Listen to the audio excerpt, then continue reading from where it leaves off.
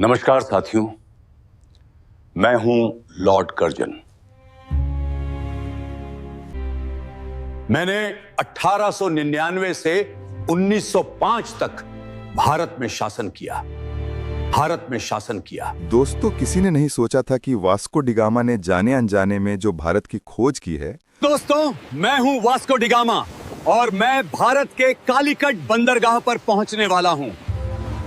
उस खोज के कारण एक दिन ब्रिटेन का शासन पूरी तरह से भारत में हो जाएगा। दोस्तों, ये उस समय की बात है जब लॉर्ड कर्जन को बंगाल का वायसराय नियुक्त करके भेजा गया।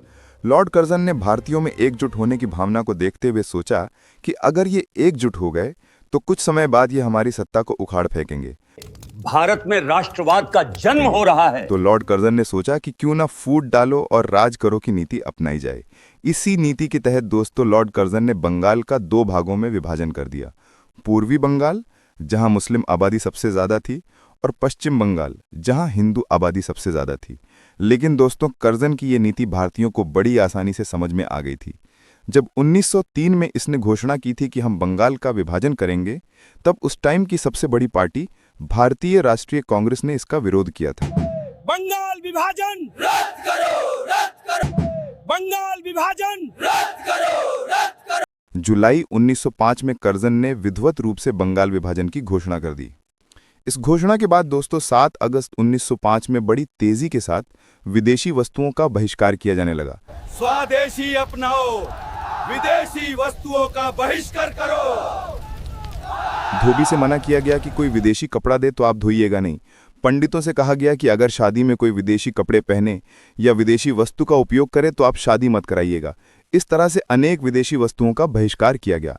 इन सब के बावजूद दोस्तों 16 अक्टूबर 1905 को विधिवत रूप से बंगाल विभाजन लागू हो गया और उनकी जो नीति थी फूट डालो और राज करो, वो पनपने भी लगी। जो वो चाहते थे वो होने भी लगा। 1906 में मुस्लिम लीग की स्थापना हो गई, जिससे अब ये बिल्कुल स्पष्ट हो गया कि मुसलमानों की एक अलग पार्टी है और हिंदुओं की अलग पार्टी है। ये एक कदम आगे चलकर विभाजन का एक महत्वपूर्ण कारण बना। यही नहीं दोस्तों, कर्जन जैसे ब्रिटेन के समर्थक लोगों ने हिंदू मुस्लिम में तो फूट डाली ही। एकजुट होने की भावना जन्म ले रही है। कांग्रेस अब लड़खड़ा रही है। हमारा लक्ष्य है इसे विभाजित करना और ब्रिटिश शासन को मजबूत करना है। मैं आपको डेली इसी तरह 5 क्वेश्चंस कराऊंगा।